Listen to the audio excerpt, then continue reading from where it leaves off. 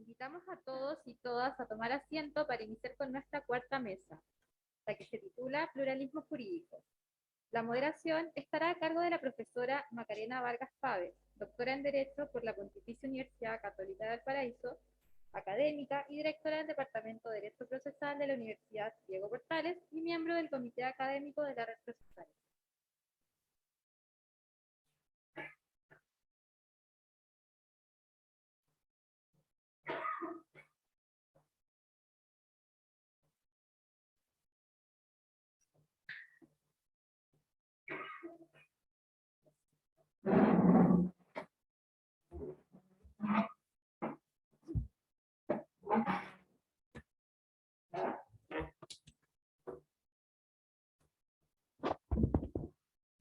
Hola a todos, muy buenas tardes. Muchas gracias por acompañarnos hoy día en este foro de la Red Procesal. Tengo el honor de moderar la última mesa sobre pluralismo jurídico y acá están mis invitados, o nuestros invitados y panelistas. Cada uno tiene 15 minutos para su intervención. Yo les voy a avisar cuando le queden 2 y luego haremos un espacio de 15 minutos para preguntas. Va a comenzar Rodrigo Elillo Vera, quien tiene una ponencia que se llama Coordinación entre Justicias, un desafío del Estado plurinacional. Rodrigo es abogado y licenciado en Ciencias Jurídicas y Sociales por la Universidad Diego Portales, magíster en Criminología y Justicia Penal por la Facultad de Derecho de la Universidad Central de Chile, tiene un diplomado en Sistema Penal Acusatorio de la Universidad Católica de Temuco, un diplomado en Derechos Humanos de la Universidad de Talca, y se ha desempeñado como profesor de pregrado en las Universidades Católica de Temuco, Austral de Valdivia y Bolivariana de Santiago, y en posgrado en el magíster de Antropología Sociocultural de la Facultad de Antropología de la Universidad de Chile, en el magíster de Derecho Penal de la Universidad Central y diplomados del área jurídica de la Universidad Chile y Católica. Continuará luego Gabriel Durán Borelli, que está allá a mi derecha. Su ponencia se titula Jurisdicción Indígena y Convenio 169 de la OIT, Pluralismo y Multiculturalismo en el Derecho Procesal Chileno. Gabriel es alumno egresado de la Escuela de Derecho de la Universidad Católica de Valparaíso y ayudante de la cátedra del Departamento de Derecho Procesal Civil de dicha universidad. También es tutor del curso de Derecho Penal 1, Teoría General del Delito.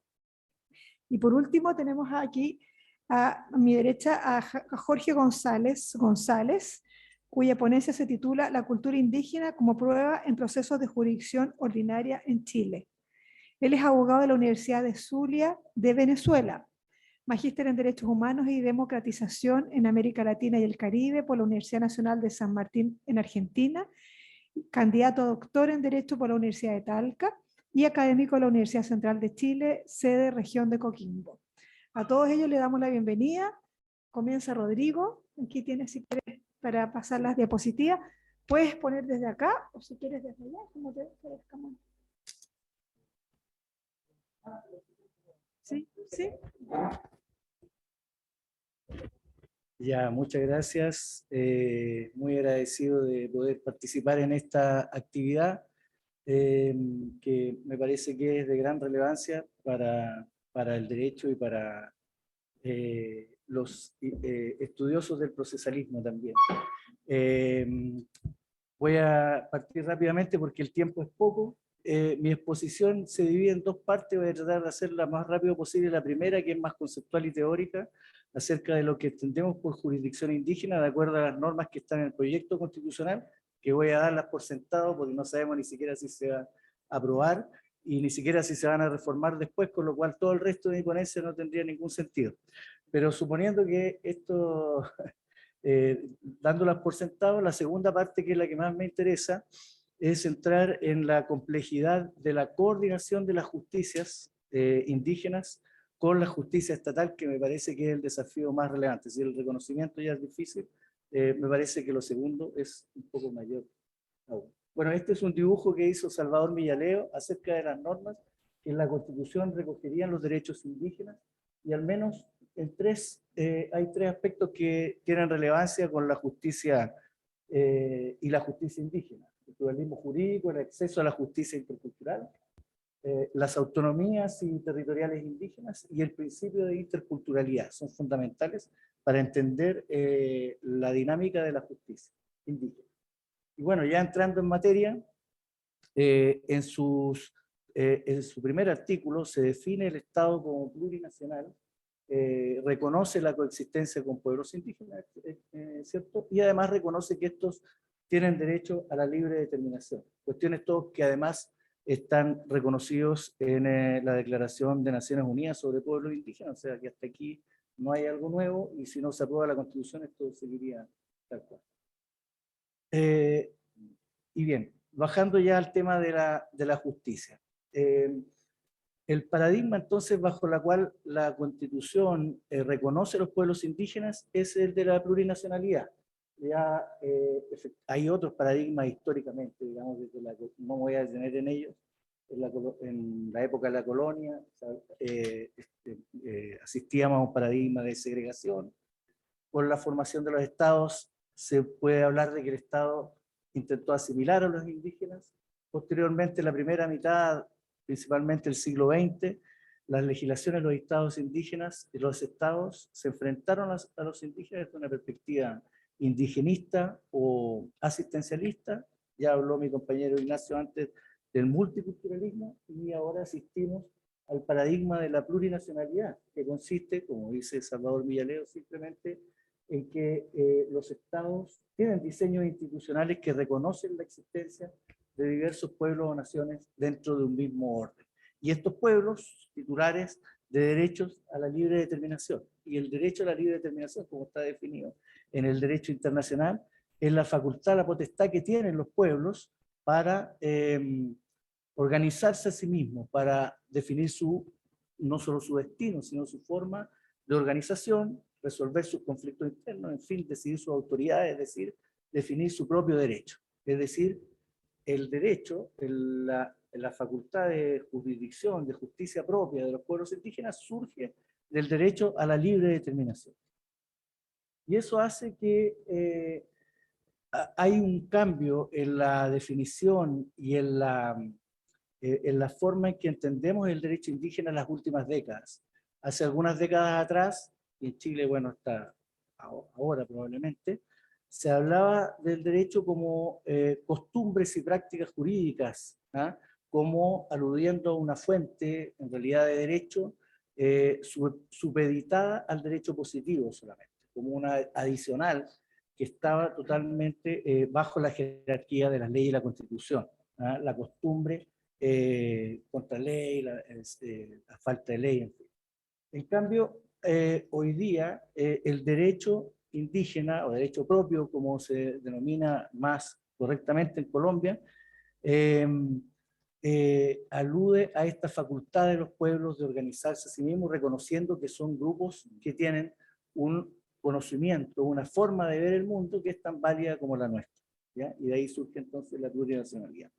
El derecho indígena, bueno, hay estudios, se ha definido, hay distintas características, yo enuncio algunas aquí que no son exhaustivas, pero sí comparten los distintos órdenes jurídicos de las distintas comunidades y pueblos en América Latina al menos, digamos. Se trata preferentemente, fundamentalmente de derechos consuetudinarios, no digo exclusivamente porque también tiene la facultad de escriturarlo, pero eso hace que sea un derecho flexible, que sea consuetudinario, abierto a influencia externa, dinámico, porque eso es importante. El derecho que conocemos hoy de los pueblos indígenas evidentemente no es el mismo de hace 500, 400, 200 años, se va transformando como se van transformando también las sociedades indígenas.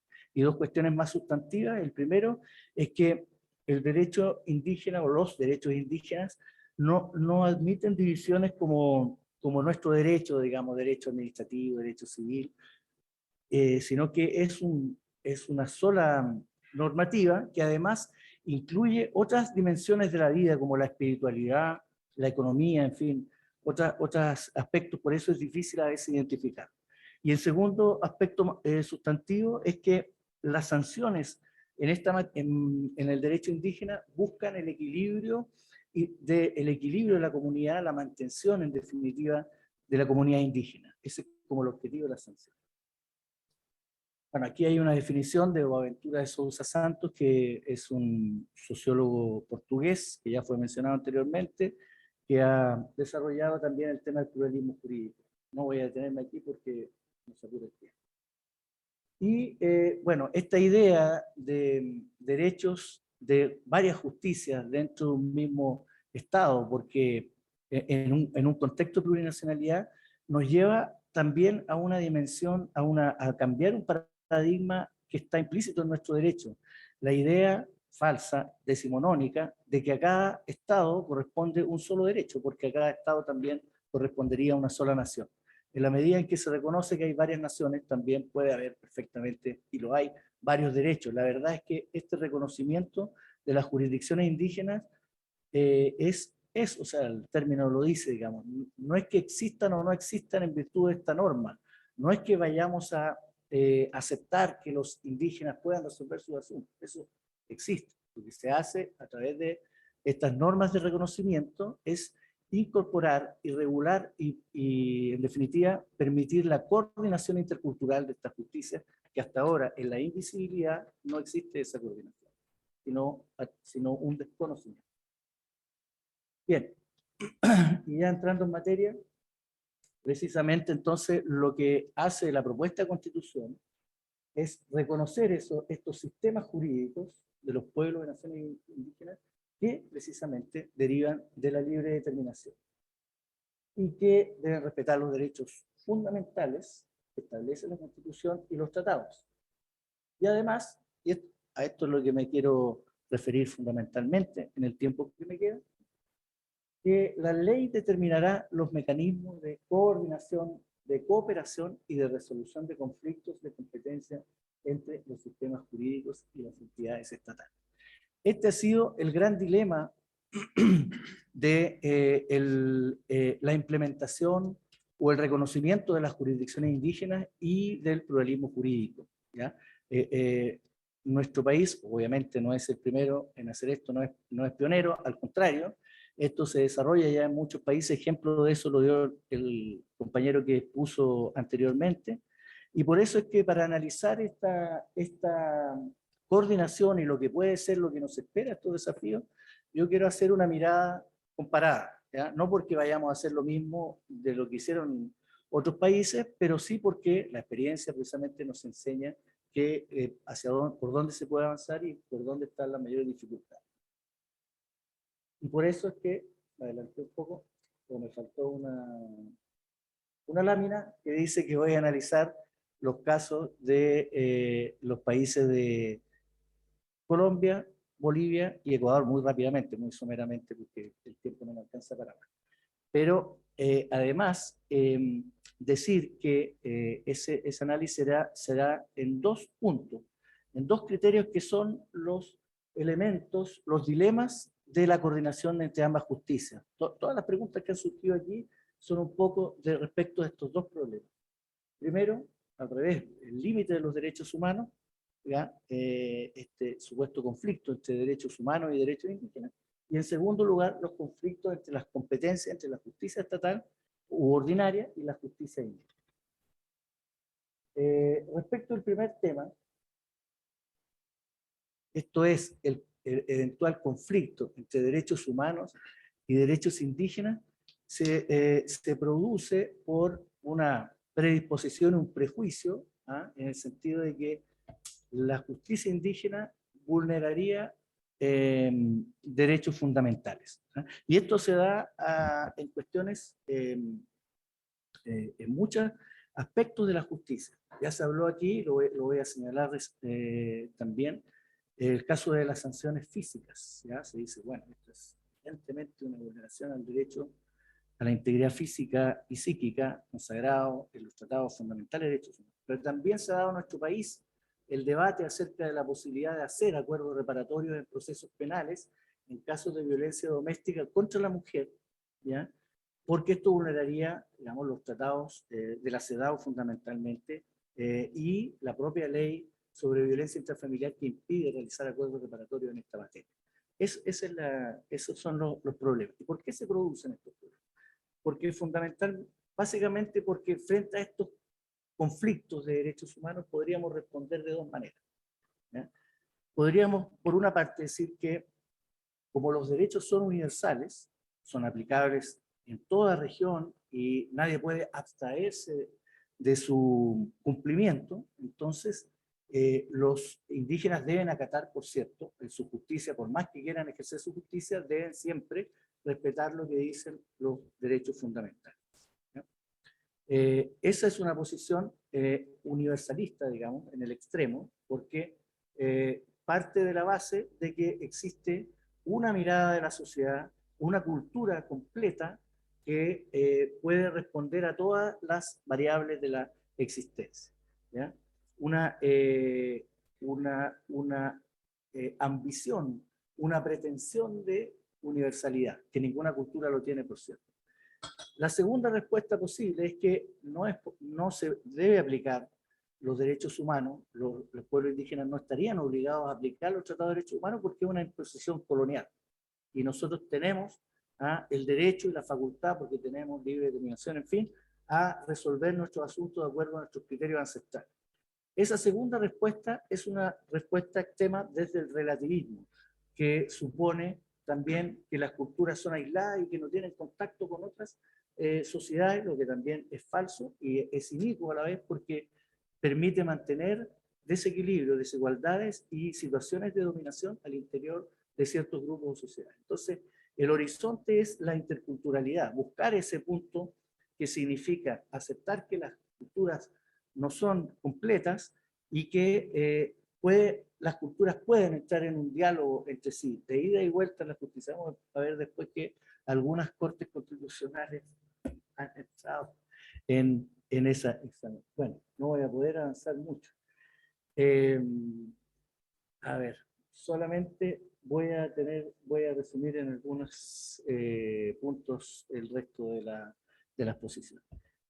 No voy a poder, por ejemplo, mencionar que la Corte Constitucional de Colombia, ya en clásica sentencia de los años 90, se refiere a este punto. El profesor Núñez preguntaba en la sesión anterior qué pasaba, si se podía o no aceptar estas decisiones.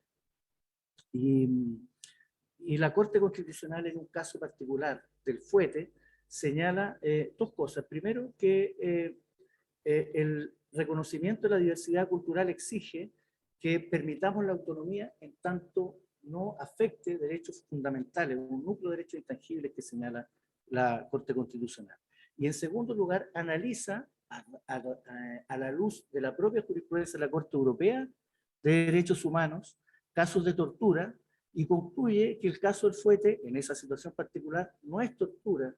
¿Por qué? Bajo dos principios. Primero, que la intensidad y la gravedad debe analizarse, ese es el segundo punto, bajo las circunstancias precisas.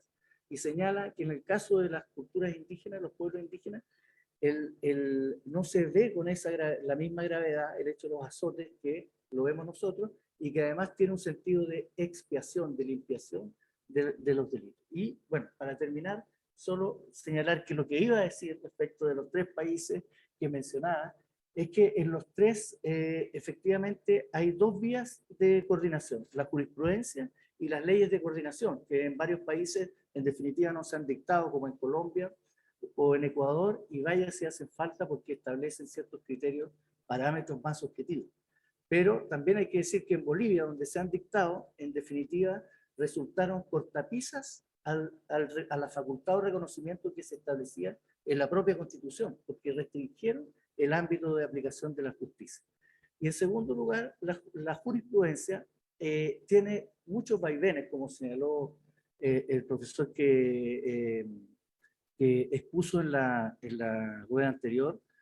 Tanto la de Colombia como la de Ecuador tienen marcadas decisiones restrictivas. Hay un caso en Ecuador muy interesante, que es el caso de la Cocha, ojalá alguien me lo pregunte en la ronda de preguntas, acerca de la sanción del hostigamiento por un caso de homicidio.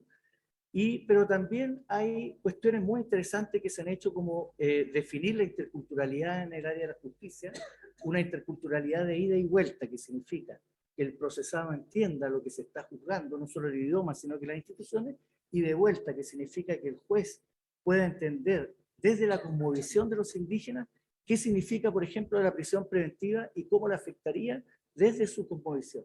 Y para eso, la Corte Constitucional de Ecuador dice, debe reunirse el juez con las autoridades, los sabios de las comunidades, para entender esta cosmovisión. Entonces también hay idas y vueltas, y este es un verdadero desafío. Y también, a propósito de lo que preguntaba Ricardo, me parece que es muy relevante, es muy necesario, algo que sí se ha hecho. Bueno, yo no soy de Colombia, pero sé que el Consejo de la Judicatura ya ha realizado interesantes sistematizaciones acerca de la justicia de varios pueblos. En Bolivia también se ha realizado.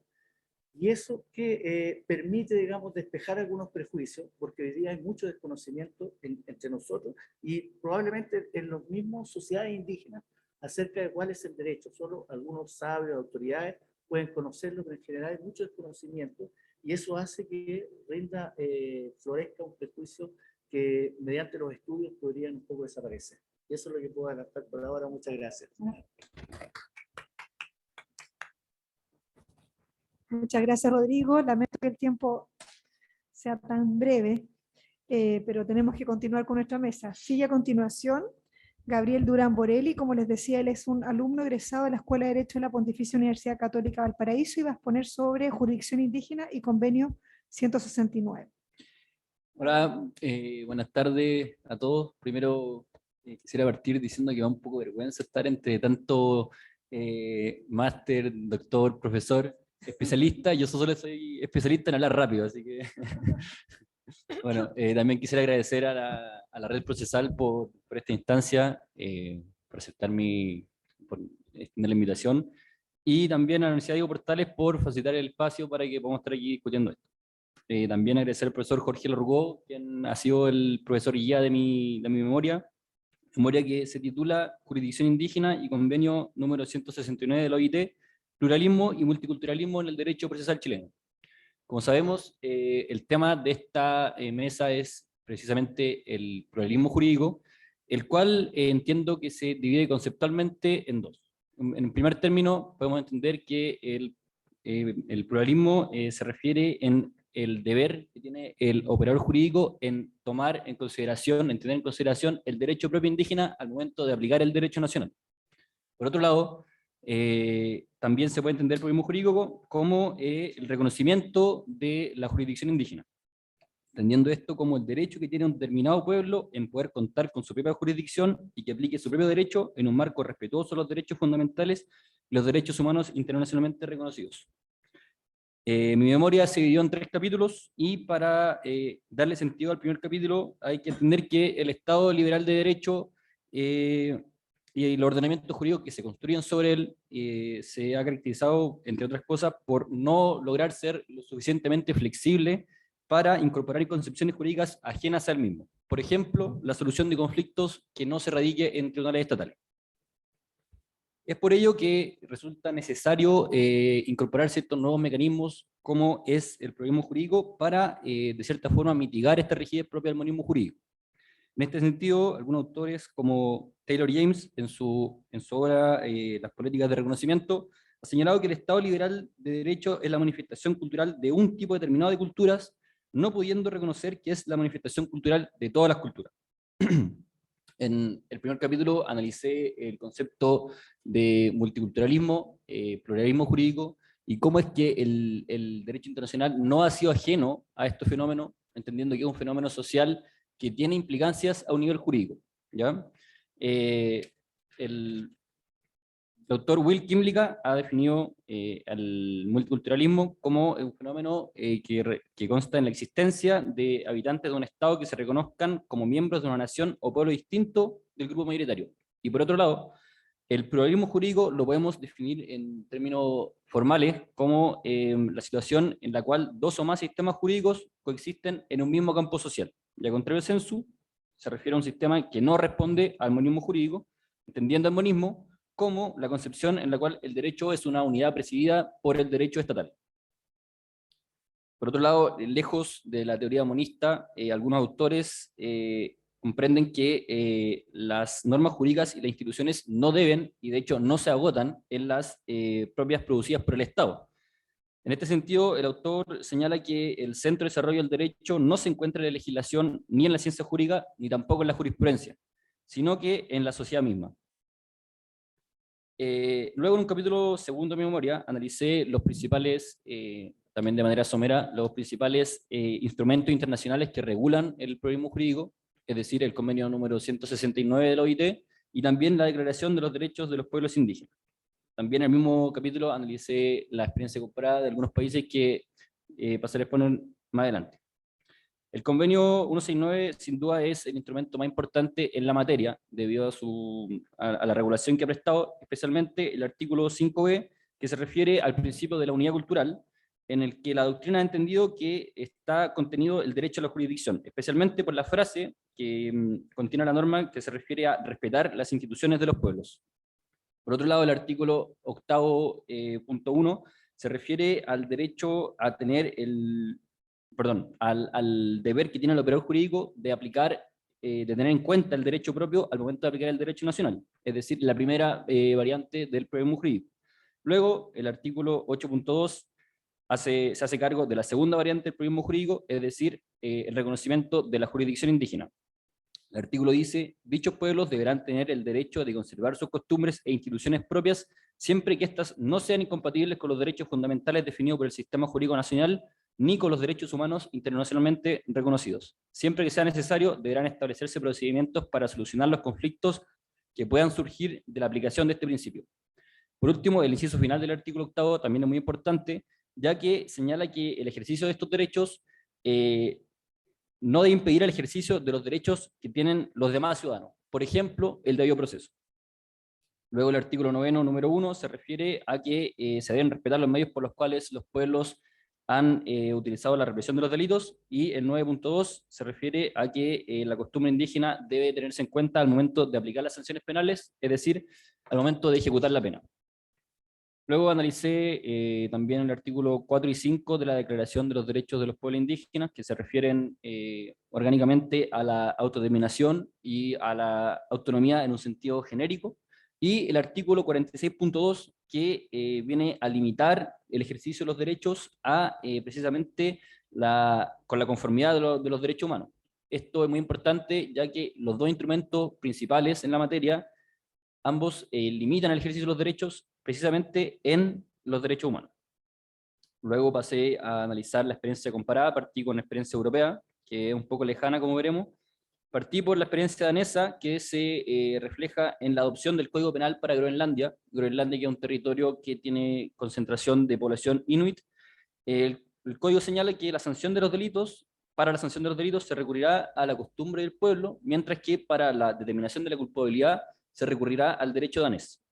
Por otro lado, desde un punto de vista de la judicatura del Código Penal, se refiere que la primera instancia serán constituidas por personas legos y locales, al menos la primera instancia. Luego analicé la experiencia de Noruega, Suecia y Finlandia, que se traduce en la adopción del convenio nórdico Sami, que en su artículo 9 señala que se deberán respetar las costumbres, tradiciones y derechos del pueblo en cuestión, del pueblo de Sami. Luego analicé la experiencia latinoamericana, que como hemos visto hoy es bastante más cercana a lo que se está construyendo en Chile, que es lo que ha existido en Chile. Partí por el caso colombiano, que en el artículo 246 reconoce la jurisdicción indígena, y también analicé en mi memoria el caso de la comunidad del Tambo, que recién comentábamos con el profesor, porque me pareció muy interesante este caso, ya que considero que logra equilibrar de cierta forma el derecho propio con los derechos humanos. Toda vez que dos personas fueron condenadas en primera instancia al destierro y la confiscación, y esta decisión fue recurrida ante la Corte Constitucional, y la Corte decidió que esta debe ser revocada y la competencia sería devuelta a la primera instancia para que la sentencia fuera sujeta a la Constitución. Ecuador siguió una línea similar en la consagración del pluralismo jurídico, pero con la novedad de hacer expresa relación a la participación y decisión de las mujeres. El caso peruano innova y crea algunas instituciones nuevas, especialmente las rondas campesinas y los jueces de paz. Sin embargo, lo que investigué sobre esto nos da un estándar que lamentablemente se aleja algo del convenio 169, toda vez que las rondas campesinas son más bien una especie de hecho en un comienzo se denominaban así, como una especie de protector de la propiedad campesina, y no realmente administradores de justicia.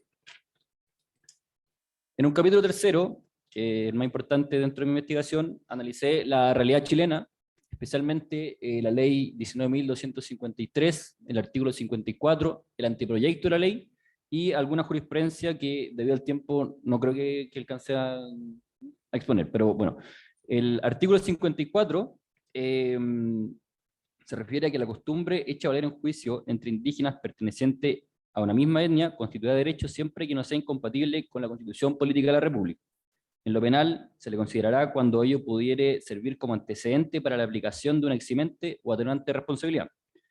Y por último, que podrá aprobarse la costumbre por cualquier medio que franquee la ley y especialmente por un informe pericial que evacuará la Corporación Nacional del Desarrollo Indígena.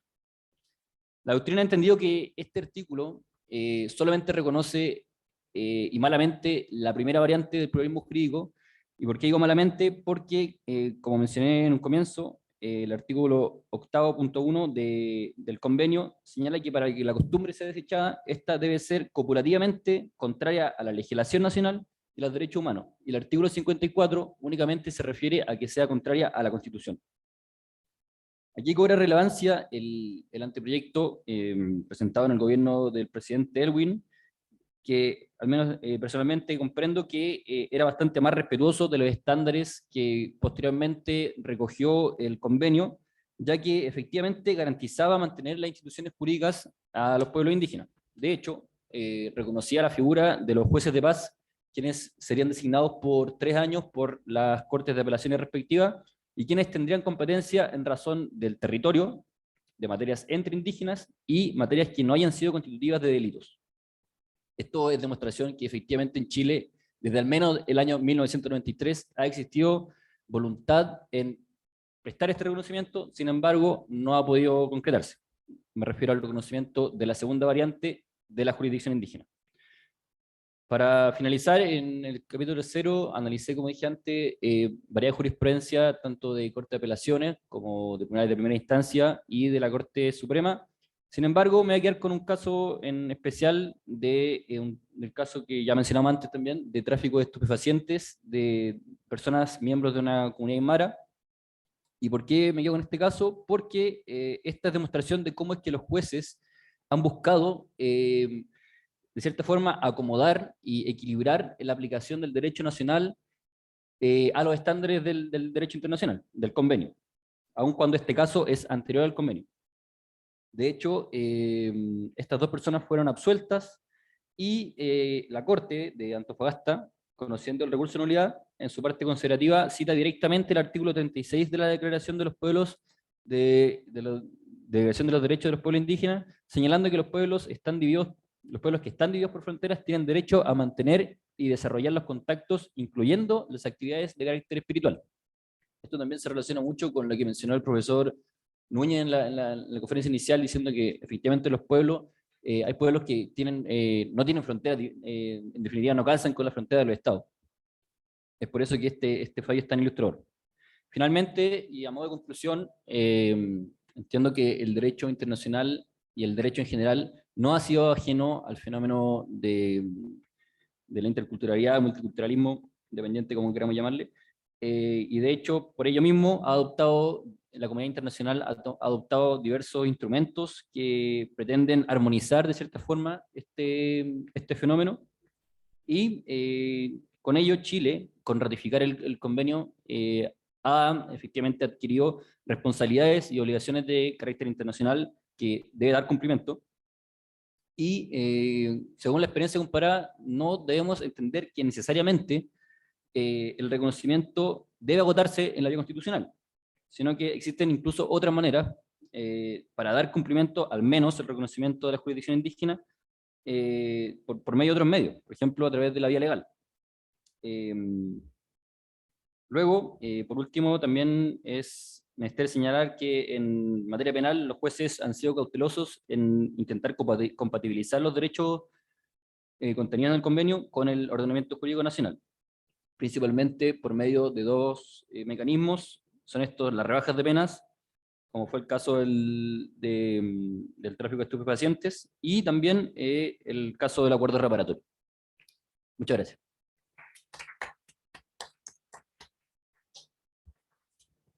Muchas gracias, Gabriel, por tu ponencia. Felicitaciones por venir y atreverse a participar en una actividad como esta. Doy el paso a continuación a Jorge González. Como les decía, él va a exponer sobre la cultura indígena como prueba en proceso de la jurisdicción ordinaria en Chile. Él está cursando en este momento, ¿no?, un programa doctoral en la Universidad de Talca y es académico de la Universidad Central. Muchas gracias. Hola, buenas tardes. Gracias. Quería agradecer a la Red Procesal por también admitir mi ponencia y a la Universidad Diego Portales por la organización del evento y el espacio para poder discutir estos temas tan relevantes, importantes y muy pocas veces discutidos y muy pocas veces abordados. Bueno, en principio a mí me gustaría iniciar esta ponencia haciendo una referencia a la distinción que hay entre la aplicación de la cultura indígena dentro por eso se hace la diferencia entre la jurisdicción ordinaria y la jurisdicción especial indígena. Dentro de las sociedades indígenas hay una aplicación de la costumbre y esto es ley dentro de estas sociedades, dentro de lo que ocurre en su interacción día a día, ¿ya? Y esto viene ocurriendo desde hace muchísimos años, antes de la constitución del Estado-Nación, ¿ya? Y que en el Estado chileno en la actualidad ha habido una discusión o más bien una interpretación de lo que son los derechos de los pueblos indígenas a autoadministrarse justicia y al reconocimiento de la costumbre indígena como ley desde el punto de vista del Tribunal Constitucional en su jurisprudencia. Había una interpretación inicial que se hizo en el año 2000, por ejemplo, que fue una interpretación restrictiva de los derechos humanos de los pueblos indígenas, en el sentido de que el tribunal ha interpretado que la aplicación de la costumbre indígena y el derecho a autoadministrarse justicia en Chile es incompatible con el sistema procesal que está establecido, que está instaurado y que rige hasta la actualidad. Y eso es cierto. Pero en ese sentido, esa jurisprudencia del Tribunal Constitucional que ha dicho que esta aplicación debe ser restrictiva es violatoria o vulneratoria de los derechos de los pueblos indígenas, ¿ya? Después ha habido un giro de esa interpretación más recientemente de la jurisprudencia de la Corte Constitucional, del Tribunal Constitucional chileno, porque el tribunal ha cambiado esta interpretación hacia una interpretación más integrativa. Bien lo mencionaba el profesor antes, ha hecho una interpretación acerca de los derechos de los pueblos indígenas, también mirando los otros instrumentos internacionales y las obligaciones internacionales del Estado chileno respecto a, por ejemplo, instrumentos como la CEDAW y los derechos de las mujeres, por ejemplo, en casos específicos donde la cultura indígena ha entrado en conflicto en relación a la interpretación o la aplicación de las normas penales. Ya.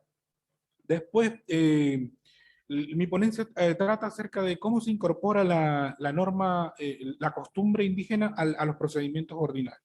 Y esto me llamó bastante la atención porque cuando en Venezuela trabajé como fiscal del Ministerio Público en materia indígena, había siempre la discusión acerca de este tema de cómo se incorporaba la costumbre al proceso ordinario. Porque para los pueblos indígenas, por lo general, el proceso ordinario siempre termina siendo algo extraño, algo que está ajeno a su cultura.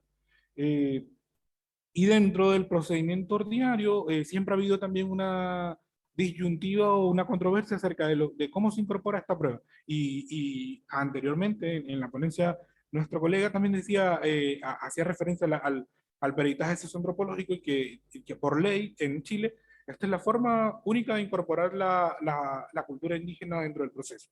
Y además hay unas exigencias técnico-legales desde el punto de vista procesal para que esto tenga validez, para que esto tenga un reconocimiento dentro del proceso. Y las diferencias principales que hay que marcar o denotar respecto a este peritaje socioantropológico es respecto a la pericia antropométrica, por ejemplo, porque también en la práctica había dudas acerca de que el peritaje socioantropológico tenía muchas similitudes con la pericia antropométrica, que es un peritaje distinto, que busca informar al proceso algunas cuestiones técnicas distintas al socioantropológico. Y además el antropológico forense, que tiene que ver con otras actividades específicas más de peritaje forense específicamente. Y finalmente las similitudes o diferencias o inconsistencias con los estudios de impacto ambiental donde se estudia la cultura indígena. Y que estos estudios de impacto ambiental por lo general también recogen parte de la cultura y que también recogen información relacionada a los pueblos indígenas en específico cuando hay similitudes o circunstancias en las que están involucrados los pueblos indígenas respecto a estudios de impacto ambiental. Después, dentro de mi investigación, yo lo que hice fue tratar de reseñar la jurisprudencia nacional chilena donde ha habido el reconocimiento por parte de los tribunales de la cultura indígena y cómo se incorporó al proceso de la jurisdicción ordinaria penal en específico, donde el tribunal buscaba que se informara acerca de la cultura de los pueblos indígenas en específico para poder decidir y ilustrarse respecto a lo que era la cultura indígena. Bueno, y ahí hice una revisión de la jurisprudencia nacional, por ejemplo, esta causa de un recurso de protección de la Corte de Apelaciones de Temuco, por ejemplo, donde un caso bastante controversial del Machi Celestino Córdoba, ha habido discusión acerca de que no se le permitía el acceso, por ejemplo, a lo que está reseñado en negrillas allí, el contacto que tenía que tener esta autoridad tradicional indígena del pueblo mapuche con los espíritus de la naturaleza, con poder tener acceso a la web, por ejemplo, a las hierbas medicinales.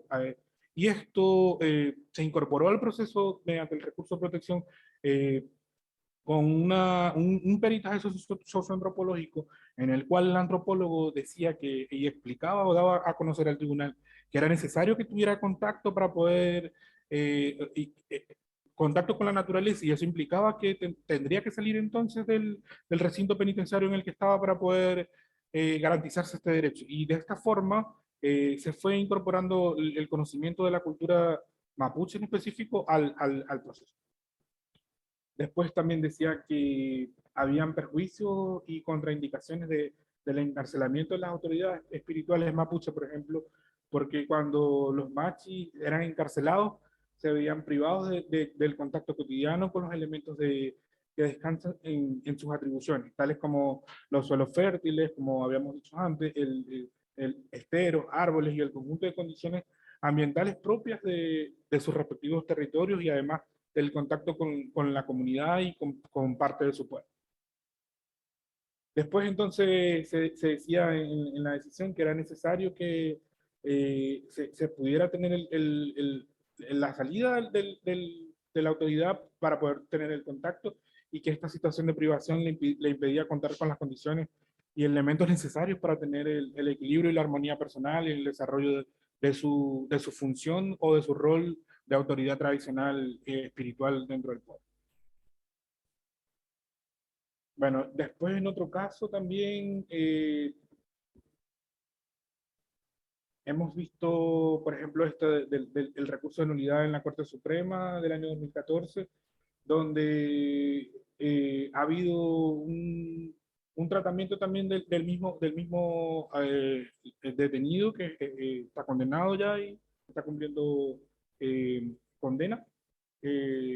Ha habido también otro tratamiento diferente. En este caso se conoció por recurso de nulidad relacionado con un error de derechos donde se alegaba la aplicación del artículo 15, numeral tercero del Código Penal, y que había unas circunstancias específicas donde se pedía que la participación de las pruebas que había, las exigencias que habían respecto al tema procesal, habían unas especificaciones donde se estaban diciendo que él tenía una condición de match y que en esa condición de autoridad tradicional espiritual indígena del pueblo mapuche tenía que tener un tratamiento diferente y que este tratamiento diferente, como se comentaba anteriormente en otras ponencias, tenía que poder cumplirse su pena en un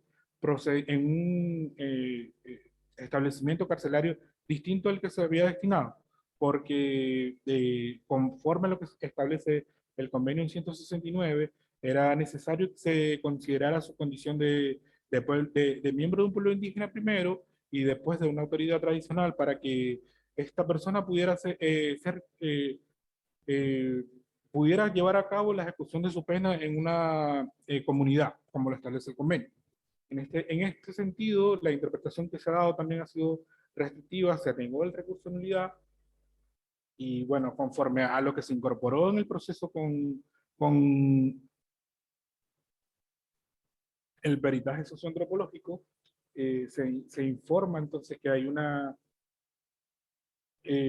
situación específica de que a pesar de que es una autoridad tradicional, las condiciones que estaban en las que estaban específicamente en el recinto carcelario permitían el ejercicio de su condición de autoridad tradicional espiritual indígena.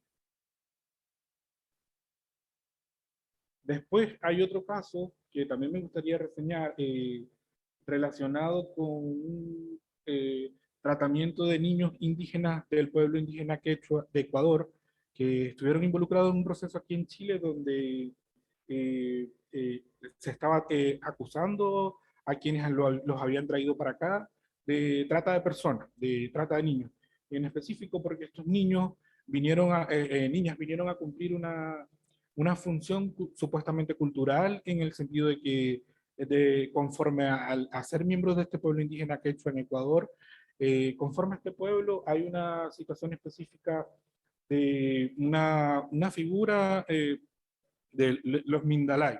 Estas son unas personas que están dedicadas a la transmisión de la cultura de una forma específica artística.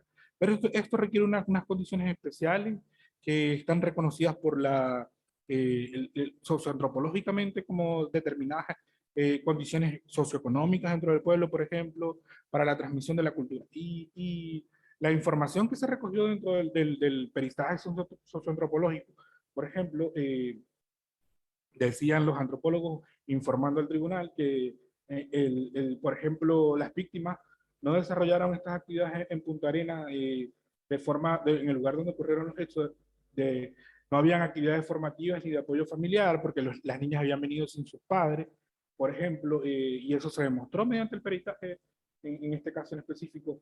Después, había que destacar que la actividad formativa para poder ser esta figura cultural de ese pueblo indígena en específico tenía que tener unas condiciones especiales, como habíamos dicho antes, por ejemplo, que no estaban realizando actividades dentro de su grupo de origen y que además esta condición específica de Mindalaes era una condición aspiracional, a la que para poder serlo, las personas, los niños desde su crianza intrafamiliar tenían que haberse destinado para esto y a que además tenían que tener a los padres como figuras anteriores para que pudieran como seguirle los pasos y además transmitir los conocimientos y hacer la promoción de la cultura en específico.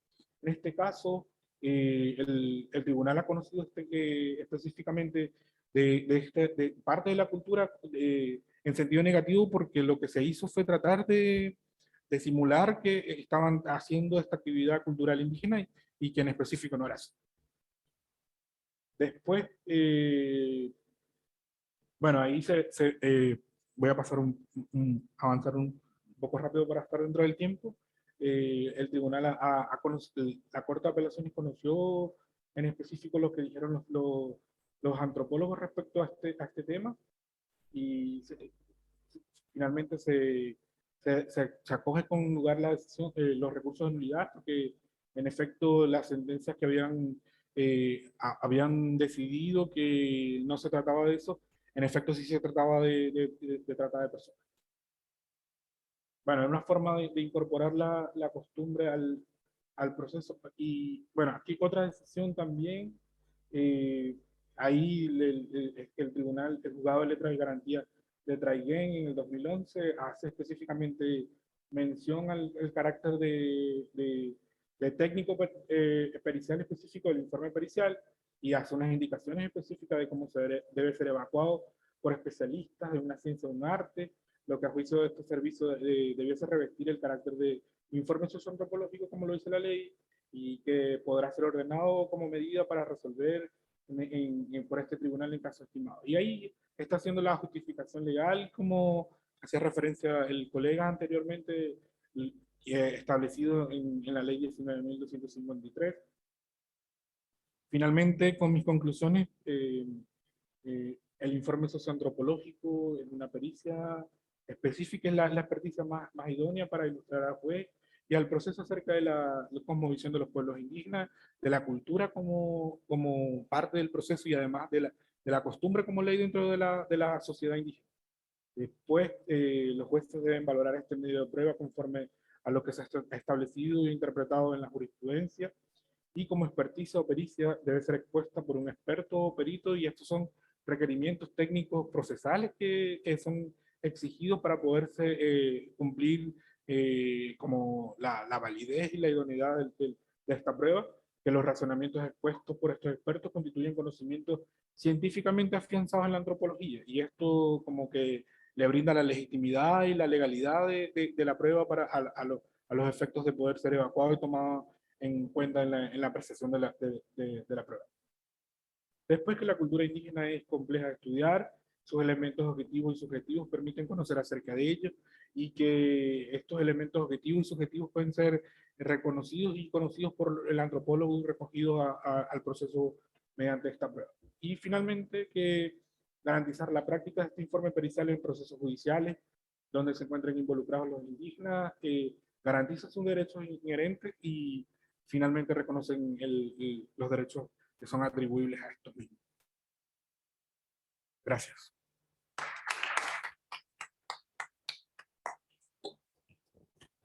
Muchas gracias, Jorge, por su presentación. Damos paso entonces a preguntas del público, si es que hubiese. ¿Hay un micrófono, Ricardo? ¿O no? Perdona que... Gracias.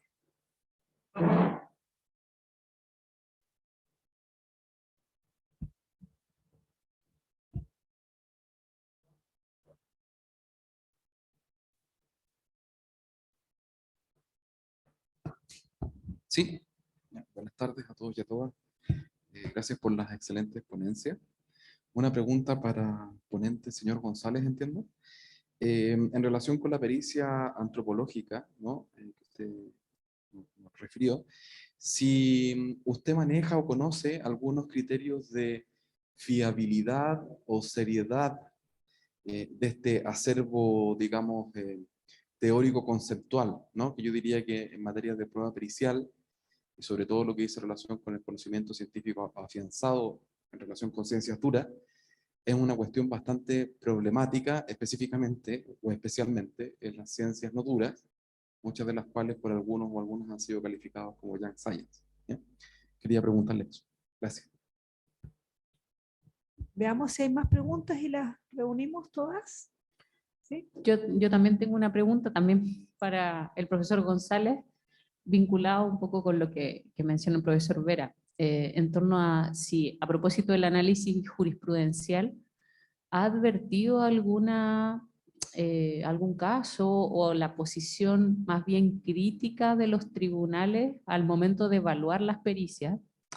Dado de que habitualmente en estos contextos, ¿cierto? Como que hay alguna crítica en torno a que los jueces renuncian en alguna medida a evaluar concretamente los antecedentes y decidir, y dejan muy bien de la mano del perito, en definitiva, la decisión. Entonces eso, por favor, si nos pudiera comentar con mayor detalle esta cuestión. No sé si alguien más quiere formular alguna pregunta. ¿No? ¿No? ¿Damos la palabra? Gracias. Bueno, justamente la controversia respecto a la pericia socioantropológica guarda relación con que la validez y la legitimidad que tiene respecto a la incorporación de la cultura como prueba en el proceso. Y esto trae mucha controversia en el sentido de que puede ser mal utilizado.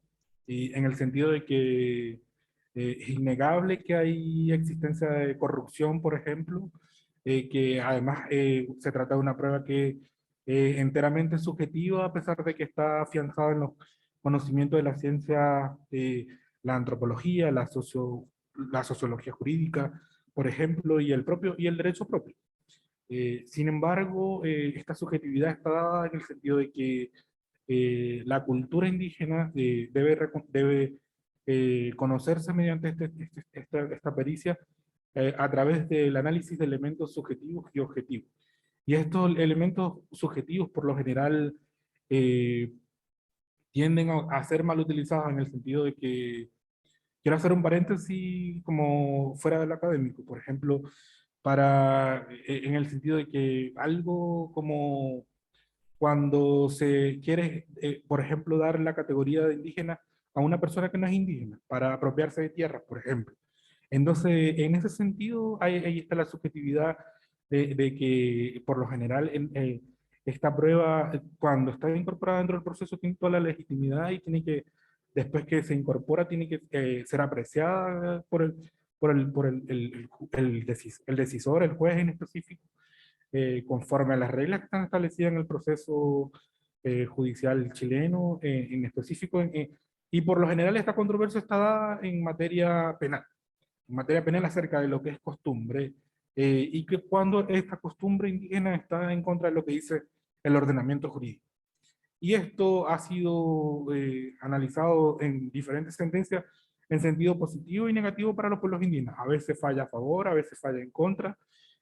Por lo general falla para garantizar derechos. En este caso de los niños, por ejemplo, se trataba de trata de personas, de niños que fueron traídos con un fin específico de mendigar, de pedir dinero en la calle y que con la supuesta condición de estar dentro de la configuración de su pueblo y que supuestamente están autorizados por sus padres, y esto no ocurría así. Y en el caso del Machi Celestino Córdoba, por ejemplo, él también falló en contra del pueblo indígena específico, porque los alegatos que se hacían no se correspondían. El tribunal estaba garantizando que esta persona saliera a hacer las visitas a la comunidad, por ejemplo, y con eso se estaba garantizando su derecho como autoridad tradicional indígena, y que entonces no había la necesidad de trasladarlo una comunidad para el cumplimiento de la pena en específico, porque eso en Chile no está previsto aún. Eh, Sin embargo, yo desde lo que pude ver en el análisis de la jurisprudencia, hay un vaivén acerca de que a veces falla a favor y a veces falla en contra. Pero por lo general esto está enmarcado el juez siempre tiene dentro de su decisión la validez previa de lo que el antropólogo ha informado. Se toma con seriedad lo que el antropólogo dice, esto se fundamenta en la decisión, se expone como algo válido, y así ha ido funcionando. E incluso dentro de la jurisprudencia del Tribunal Constitucional de enero del 2021, donde el Tribunal Constitucional analizó un caso de violación del pueblo indígena Rapa Nui, donde se pretendía pasar la violación, por ejemplo, como algo tradicional incluso, o que no tanto como eso, sino que esta persona tenía que ser exonerada por una ley que constituye el departamento de Isla de Pascua, por ejemplo. Entonces había unas condiciones que estaban creando desigualdad acerca de los indígenas en favor de ellos, y esto fue anulado por el Tribunal Constitucional con base a lo que decía el informe socioantropológico, porque el informe informaba que para los pueblos indígenas la violación no era algo aceptable y que tenía que ser condenado conforme a lo que estaba interpretado como derecho de las mujeres, por ejemplo, y que generar una condición de desigualdad o favorable para los pueblos indígenas, en definitiva genera desigualdad que no está justificada. Eso Puedo decir algo, por favor. No es que quiera hablar de más, pero me interesa este tema porque yo trabajo en la Defensoría Penal Pública, y acerca de los peritajes antropológicos en materia cultural, precisamente ustedes han planteado dos cuestiones que se dan en la realidad. En general los jueces tienden a valorar mejor y a sostenerse en aquellos peritajes que corresponden a ciencias duras, como los que vienen del servicio médico legal. ¿ya? Y ahí se desentienden. O sea, no se desentienden, sino que le dan la validez exacta. En cambio, en los peritajes antropológicos les cuesta mucho más, bueno, igual son ciencias desconocidas, igual que la medicina, pero en este caso, como no son ciencias duras, le restan en algunos casos valor por ese hecho. Por ejemplo, conozco algunos casos, la sentencia del argumento era precisamente ese, que no, tratándose de una ciencia dura no constituye una prueba que dé certeza al tribunal. O en otro caso, que era una pericia antropológica que sostenía, o sea, que era legítima, aceptada dentro de una comunidad, las relaciones sexuales con menores de edad. Entonces, el tribunal se basó en el testimonio de la madre de la víctima, que dijo que eso no era así en la comunidad, para desacreditar el peritaje. Entonces, es un peritaje científico, se desacredita con un testimonio. Entonces, ahí hay una desigualdad. Ahora sí es una dificultad que sí es necesario establecer ciertos métodos de certeza, que a mi juicio están en la metodología que debe mostrar el antropólogo al momento de rendir su prueba. ¿Cuál es, por ejemplo, si entrevistó personas a la comunidad? Porque hay casos en que no han desechado prueba porque precisamente el perito hizo un peritaje teórico. ¿A cuántas personas entrevistó? En Chile también las costumbres en los pueblos por lo menos varían mucho de una comunidad a otra. Entonces no se puede hablar de que en el pueblo mapuche esto es, en el pueblo quechua, sino que en tal comunidad eso no aceptado. ¿Ya? Y en el caso que plantea el compañero, el colega, precisamente nos tocó intervenir como defensoría. Se trataba de unos familiares de Quicha Otavalo, en Punta Arenas. Vale decir que nosotros tuvimos la causa hasta la sentencia de absolución y después tomaron un abogado privado en recurso de nulidad que se perdió. Y el peritaje, y efectivamente hay un conflicto de derechos humanos. El Ministerio Público presentó un peritaje que señalaba que esto era contrario a la Convención de Derechos del Niño, porque era trabajo infantil. Y nosotros presentamos un peritaje antropológico que da cuenta que la cultura del Quicha Otavalo es precisamente su prestigio, se basa en el comercio, que viajan por el mundo. Bueno, todos hemos visto otavaleños vendiendo en distintas partes, y precisamente es una forma de maduración, y por eso es que las personas se encargan a un familiar, no van, y esto no era mentira, pero nosotros nos comunicamos con los familiares, efectivamente hablamos con el tío que estaba dispuesto a declarar de que ellos habían autorizado que sus hijos vinieran con esta otra persona y este familiar. Y entonces ahí se da una controversia entre el Tratado Internacional, Convenio de Derecho del Niño, Convenio 169. No se trata de cuál es el instrumento que tiene mayor valor, sino que cómo en la práctica darle valor intercultural a estos derechos. Si se están respetando los derechos de los niños, independientemente si correspondía a una costumbre o no. ¿Ya? Entonces ahí hay que hacer una interpretación. Muy interesante. Sí, claro. Solamente un comentario. Aquí esto generalmente se centra mucho en la parte penal, pero hay jurisprudencia en materia administrativa, donde la lupa que se pone a los informes antropológicos en materia ambiental, por ejemplo, es extraordinariamente intensa. En el caso central mediterráneo, en el caso central Doña Alicia, la Corte Suprema ha establecido, ha descalificado informes antropológicos cuando dice, mire, usted aquí tenía que haber utilizado el método de la bola de nieve, por ejemplo. La bola de nieve, por ejemplo, el método que se utiliza en áreas extensas, cuando yo no... Es como el boca a boca. Usted tiene que justificarlo. No puede decir yo utilicé ese porque era el único que tenía a mano.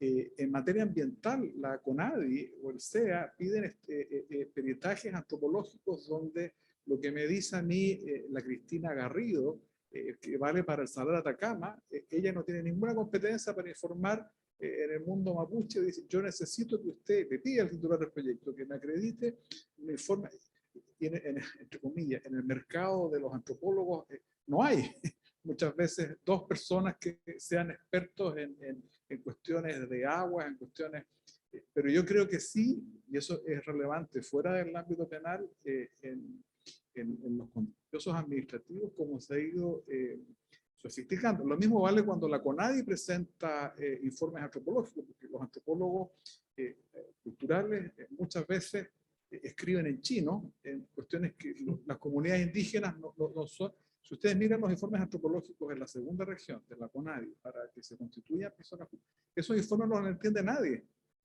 No los entiende un abogado, menos los va a entender un indígena que tiene que leer un informe de la CONADI que le dice que por qué no se puede constituir como comunidad indígena. Son documentos que están presentados a veces en informes, digamos, de una manera que solo se los entienden ellos. Pero a lo que voy yo es que es bueno ampliar la mirada, porque no hay un solo estándar de revisión de peritaje antropológico.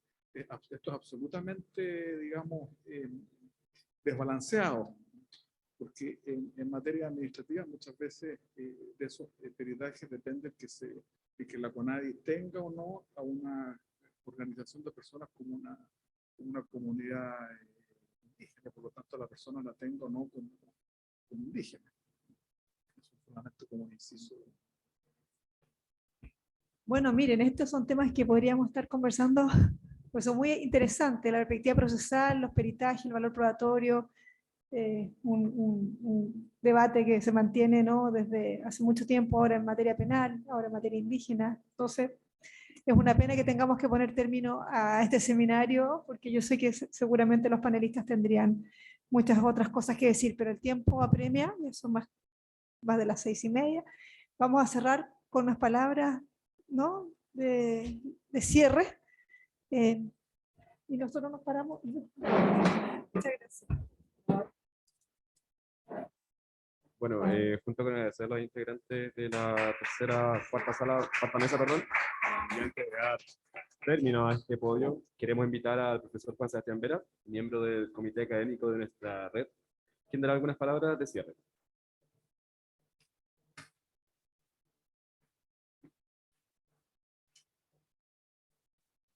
Muchísimas gracias. Reciban todos un cordial saludo. En primer lugar, me gustaría agradecer, ¿no?, a las autoridades pertinentes, tanto de la Universidad Adolfo Ibáñez, en su decana Aninat, como el decano Couso de la Universidad de Bogotá, y a los profesores Lillo y a la profesora Macarena Vargas, la gestión de poder realizar este foro, este cuarto foro, y desde ya les dejo invitados para el quinto foro. Ahora, hemos participado de discusiones interesantes, y de esa perspectiva yo creo que a mí me ha llamado profundamente la atención la altura del debate, pese a tratar cuestiones que uno podría pensar son políticamente sensibles, ¿no? Sobre todo para una disciplina, yo diría, tan tradicional como suele ser retratada el derecho procesal. Y sin embargo, tanto los debates de las mesas de ayer como las de hoy se han dado en el clima que yo creo que caracteriza la labor de la red procesal, ¿no? Un respeto por la opinión divergente del otro, una comunicación respetuosa, y de esa perspectiva yo creo que vale la pena destacar esta cuestión y congratularnos. Ahora, si uno va a los italianos, a los procesalistas italianos más tradicionales, a los viejos y buenos procesalistas italianos, y por ejemplo repara en la noción de hecho notorio, digamos que por distintas cuestiones, es una cuestión que tengo más o menos fresca, ¿no? Estos procesalistas vinculan la noción de hecho notorio con hechos o circunstancias pertenecientes a la cultura, ¿no? Y suelen retratar, por ejemplo, como ejemplo, con la redundancia, las circunstancias o hechos históricos. Bueno, uno podría pensar, a la luz de todo lo que hemos visto, ¿no?, que hemos escuchado, si por ejemplo sigue siendo un hecho histórico perteneciente a la cultura chilena que el 12 de octubre de 1492 se descubrió América, ¿ya? ¿Y qué quiero decir con esto? Que yo diría el debate que, por cierto, está instalando el proyecto de nueva constitución con independencia de lo que vaya a suceder el 4 de septiembre, lo que hace es generar un fuerte estrés a las concepciones culturales que están de base a las normas procesales y por tanto a los sistemas de justicia, ¿ya? Veíamos, por ejemplo, ayer en la discusión de si vale la pena o no hablar de un debido proceso aplicable a la justicia indígena, si podíamos hablar de una jurisdicción distinta en el ámbito indígena, o si el proyecto de nueva constitución se entiende solo una sola jurisdicción, ¿no? Y el contrasentido que a veces pareciera significar para aquellos que no hemos estudiado mucho el tema, que intentemos dialogar con sistemas culturales distintos, pero estableciendo ciertos límites, ¿no? Lo mismo en el ámbito de los derechos humanos, en el ámbito de la justicia, ¿no? Pero quiero decir con esto que de alguna forma esta cuestión que instala el pluralismo jurídico con ocasión de la nueva constitución, ¿no? De alguna forma también somete el estrés al derecho procesal en su nacimiento como disciplina científica, ¿no? Yo diría que quizás el derecho procesal, y a lo mejor estoy siendo injusto con los procesalistas que han llevado adelante a estos, como se dice hoy en día, ¿no? Que han sido los gigantes sobre los cuales los hombres nos estamos nosotros ahora parando, ¿no? Pero quizás a lo mejor se ha perdido mucho tiempo en que la disciplina procesal, producto del influjo del positivismo filosófico, intentara buscar una metodología propia, se desmarcara del derecho civil y de esa perspectiva también se desmarcara de las cuestiones sociales, ¿no? Y yo diría que esta cuestión de la plurinacionalidad o el pluralismo jurídico de alguna forma nos vuelve a generar un cisma importante, y yo diría tan importante en lo que dice relación con las estructuras de administración de justicia como las que uno podría señalar que ocurrieron con ocasión de la Revolución Francesa y el Estado absolutista, ¿no? Yo creo que en buena hora, estas discusiones y la directiva de la red lograron identificar en estas cuestiones de pluralismo jurídico, problemas de justicia indígena, etcétera, una cuestión que se iba a instalar y que, dicho sea de paso, tapó otra, porque la definición del tema del foro se dio antes de que se terminara el borrador, ¿no? Y yo apostaba, yo comento como opinión personal, yo apostaba que el gran tema procesal no iba a ser iba a ser la justicia por jurado, que parece que quedó en nada, ¿no? Sin embargo, yo diría que el espíritu joven de la red supo identificar adecuadamente, con bastante madurez, que este iba a ser un tema que se va a instalar y que yo me atrevería a decir va a generar una segunda revolución en términos judiciales, ¿ya? De esa perspectiva van a quedar entonces todas estas cuestiones abiertas y ojalá que podamos ver prontamente la publicación de las ponencias y que se vaya generando el conocimiento como una de las cuestiones a que apunta la red. Así dicho, bueno, me ha pedido, me da un poco de pudor decir estas cosas, pero me lo pidió la presidenta, así que tengo que cumplir.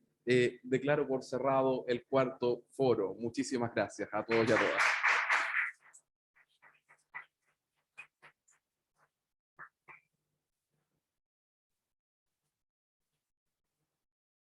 Con la intervención del profesor Vera concluimos la cuarta versión del Foro Anual de la Red Chilena de Investigadores en Derecho Procesal.